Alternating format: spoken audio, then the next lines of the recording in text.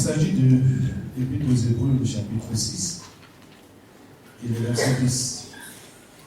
Car Dieu n'est pas injuste pour oublier votre travail et l'amour que vous avez montré pour son nom, et rendant encore des services aussi. Notre Père, nous te rendons grâce, nous te bénissons pour ta présence au milieu de nous, et permets que je puisse dire ce que tu souhaites que je puisse dire. Loin de mélanger ta parole avec mon pensée, mais permets que ce soit toi qui parles au travers d'un but carnal que je suis, la gloire de ton nom, au nom de Jésus. Amen.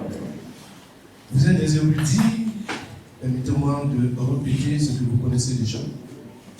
L'Épître aux Hébreux nous montre la supériorité absolue de Jésus-Christ et de la nouvelle alliance sur l'ancienne alliance mosaïque. Exhortant les croyants à rester fermes dans leur foi en lui, nous ouvrira un sacrificateur parfait et définitif. Au chapitre 1 jusqu'au chapitre 10, il nous parlait de la supériorité de Christ. L'auteur argumente que Jésus est supérieur aux anges, à Moïse et à Josué.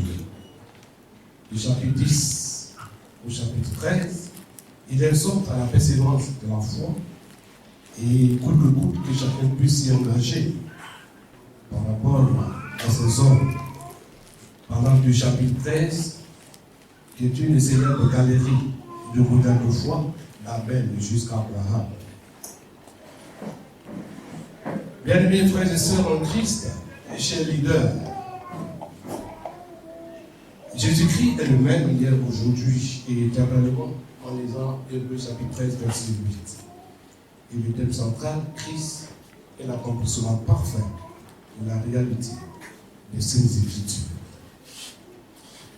Le texte que nous venons de lire va nous amener à réfléchir sur ces expressions qui sont dans ce même passage. Posons-nous la question de savoir, est-ce que nous nous sommes déjà sentis oubliés? Est-ce que nous avons l'impression que nos efforts, nos sacrifices, notre service pour Dieu et pour les autres passent inaperçus? Je voudrais à cette occasion nous exhorter à continuer la mission à laquelle Dieu nous a appelés. Parce que ce n'est pas dans vain que Dieu nous a créés. Et Dieu puisse se révéler à nous pour que nous soyons des serviteurs et des servants du Seigneur et que nous connaissions la parole de Dieu. Quelles que soient les épreuves et les difficultés, continuons. Amen. Les Saintes Écritures nous assurent que Dieu ne nous oublie jamais. Il voit et se souvient de tout ce que nous faisons par amour pour lui.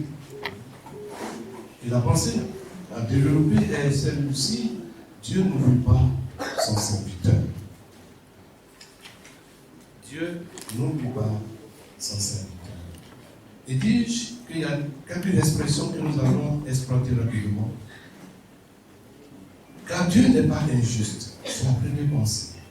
Dieu n'est pas injuste. L'auteur parle avec affirmation. Et c'est une affirmation puissante. Pourquoi Dieu n'oublie pas? En prenant simplement, vous êtes des théologiens, l'appellation Dieu, ça c'est toute l'étude pendant 6 ans. Qui est ce Dieu qui n'oublie jamais? Omniscient, omniprésent, omnipotent. Donc ça veut dire que rien ne passe inaperçu. Cette affirmation puissante, l'oubli serait de la part de Dieu une injustice. Il est par essence juste, donc de ce fait, il ne peut oublier le travail de son serviteur et de ses servantes. Il ne peut oublier, dis-je. Et pour cela, nous nous exhortons à faire l'œuvre à laquelle Dieu nous a appelés.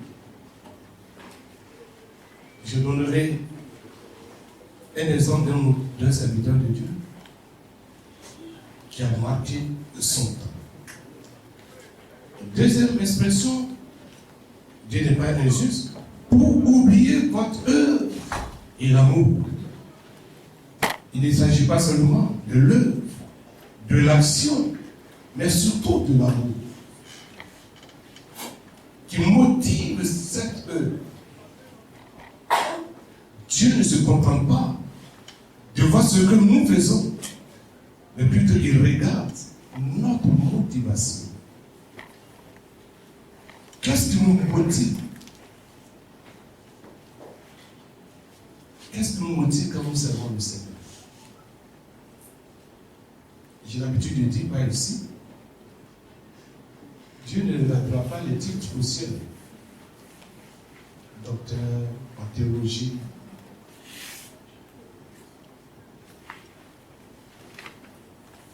Il regardera la motivation. C'est pourquoi il dirait, je ne t'ai jamais connu. Il ne faudrait pas que Dieu oublie notre existence et le service rendu. L'amour qui nous motive pour cette œuvre. Il voit le pourquoi, la manière de ton agissement. Il regarde au tréfonds de ton cœur pour agir. Est-ce par amour pour lui? Pour son nom? Ou pour que tu sois affiché sur les tableaux publicitaires?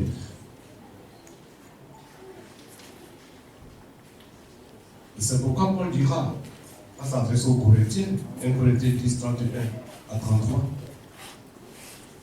faites tout, je prends une partie de la pensée, faites tout pour la gloire de Dieu. Et il va même toucher quelque chose. L'élémentaire qui est important, de quoi que vous mangez, que tout soit pour la gloire de Dieu. Question. Cher leader, Dieu se souviendra-t-il de nous après notre passage sur la terre? Troisième pensée. Ayant rendu des services aux saints et en rendant encore. C'est la mise en pratique de l'amour de Dieu. Le service, l'aide apportée aux autres, surtout aux saints et ceux même qui ne connaissent pas le Seigneur, est la preuve visible de cet amour invisible. L'auteur des Hébreux fait ceci de l'eau de la persévérance. Il rend encore service malgré les épreuves, malgré les difficultés.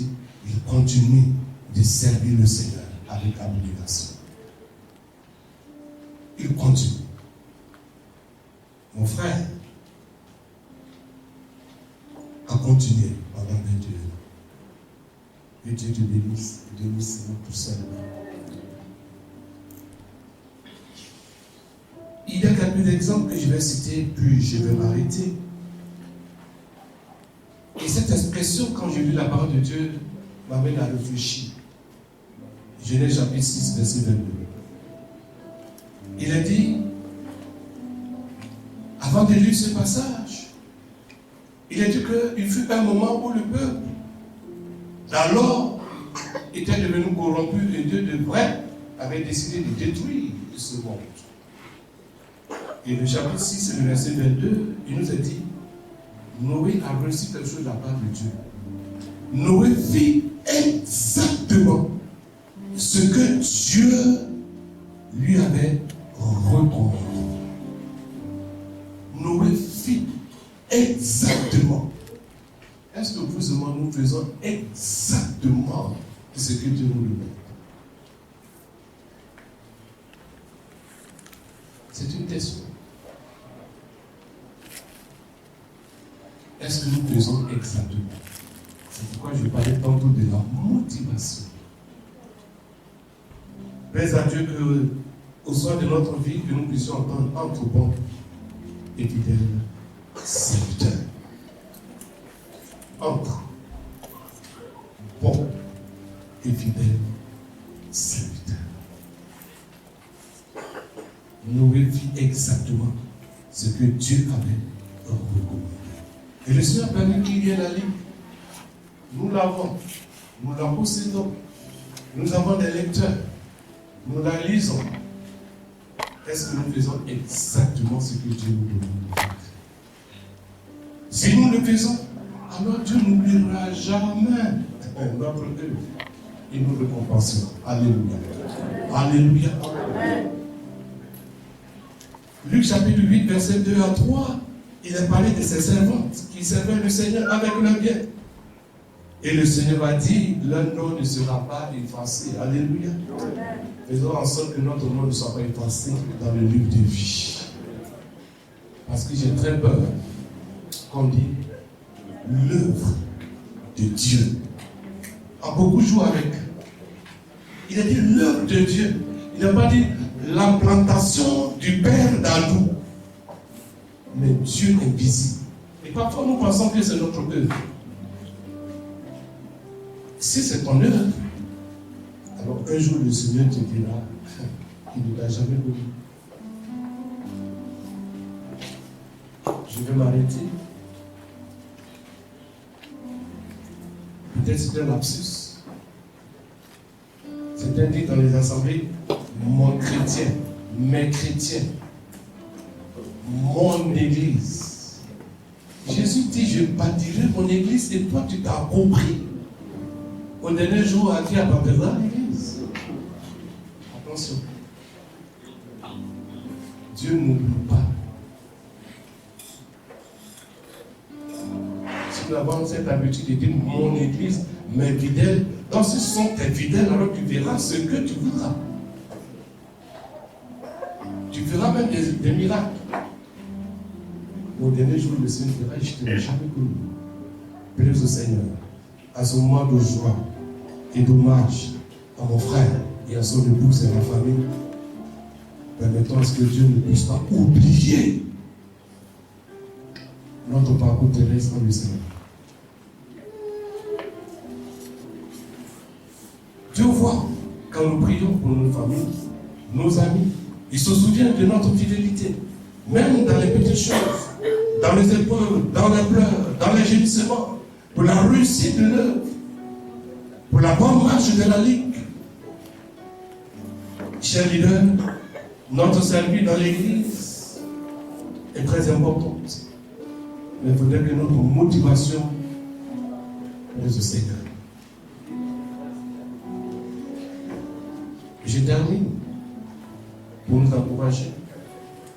Il arrive le moment que nous pleurons, comme ce grand prophète Élie, dans 1 roi 18, qui a fait un exploit, qui a fait descendre le feu du ciel. Et puis arrivé un moment, il me dit, Seigneur, je ne suis pas meilleur que mes pères, c'est que moi, me dévancer, et je veux mourir. Il nous arrive parfois de pleurer aussi. Le pasteur au moins en pleurait. Parfois, il m'a trouvé au bureau.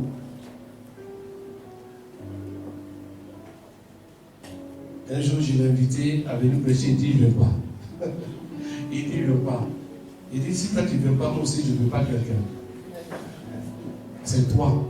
Parce que quand je priais, le Seigneur m'a dit, c'est toi qui vas venir. Et il est venu.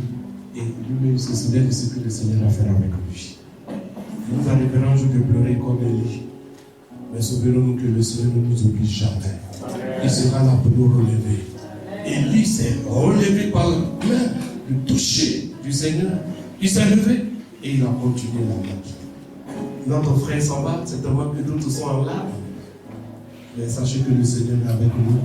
Le Saint-Esprit sera avec vous et permettra que son œuvre aille de l'avant. Dieu n'oublie jamais le service que nous lui apportons. Mais la motivation, s'il vous plaît, mettons ça dans notre esprit. Qu'est-ce qui nous motive dans ce service du Seigneur? C'est ce que Dieu regarde. Ce n'est pas les titres.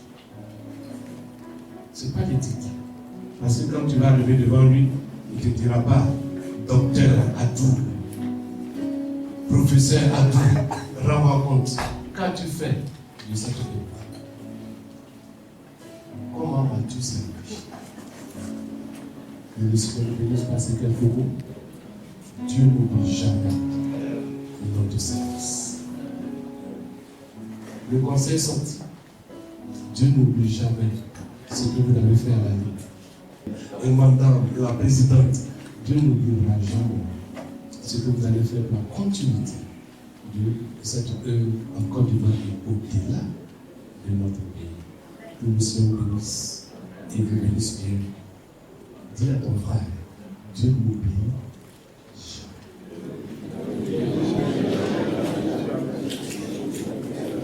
Amen. À Dieu soit la gloire par son